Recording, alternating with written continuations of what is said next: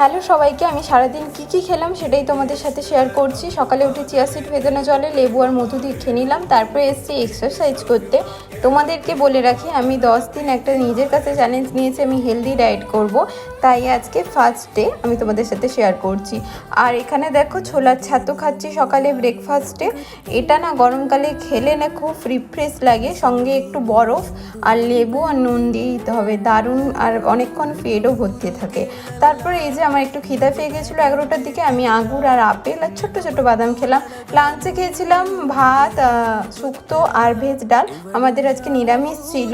আর আমি সন্ধ্যের সময় কিছু খাইনি, একদম ডিনার করেছিলাম এই ট্যাকো দিয়ে। এই ট্যাকোটা নর্মাল রুটির ভেতরে স্টাফিং দিয়েছিলাম, কাবুল ছোলা, পনির আর গাজর শসা গ্রেট করে একসাথে মাখিয়ে নিয়েছিলাম। কাবুল ছোলাটা সেদ্ধ করে দিয়েছিলাম, খেতে দারুণ হয়েছিল। সঙ্গে একটু দুধ চা নিয়েছিলাম। এই ছিল আমার সারাদিনের খাওয়ার।